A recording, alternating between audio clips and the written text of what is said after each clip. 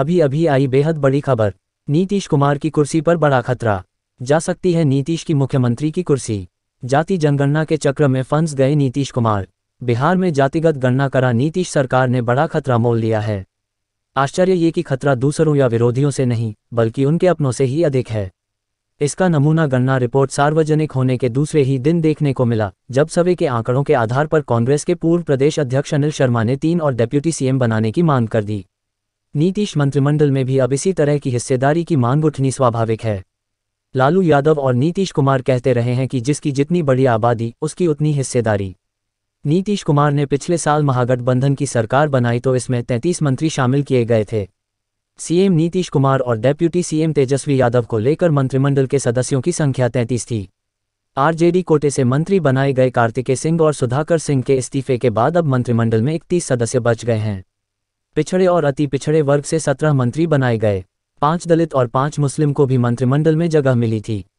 नीतीश के सामने संकट ये पैदा होना है कि सवर्ण जाति के 6 मंत्री बनाए गए थे, जिनमें 2 ने मंत्री बनने के कुछ ही दिन बाद इस्तीफा दे दिया था।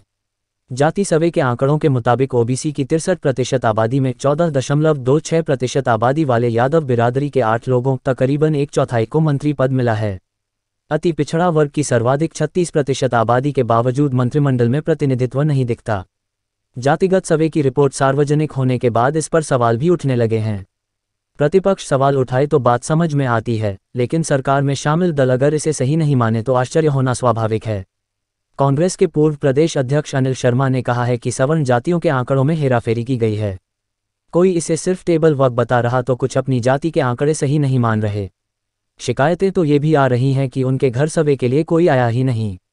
बहरहाल अनिल शर्मा ने तो सर्वेक्षण के आंकड़ों के हिसाब से अब इस पर अमल की मांग भी कर दी है। हालांकि देर सबेर इस तरह की मांग महागठबंधन में शामिल दूसरे दल भी करने लगे तो कोई आश्चर्य नहीं। शर्मा ने सोशल मीडिया प्लेटफॉर्म एक्स पर लिखा है कि बिहार में 3 और डेप्यूटी सीएम बनाए जाने चाहिए। पहले से ही ओबीसी से तेजस्वी यादव डेप्यूटी सीएम हैं। कांग्रेस की मांग है कि नीतीश कुमार को एक अति पिछड़ा वर्ग से 1, अनुसूचित जाति से 1 और मुस्लिम समाज से 1 और को डेप्यूटी सीएम बनना चाहिए।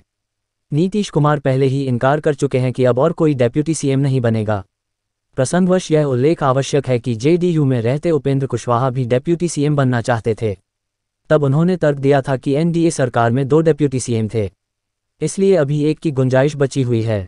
नीतीश ने उनकी बात को ये कहकर सिरे से खारिज कर दिया कि वह तो बीजेपी के दबाव में हुआ था। अब कोई दबाव नहीं है। डेप्यूटी सीएम ही नहीं, अब जेडीयू कोटे से कोई मंत्री भी नहीं बनाया जाएगा।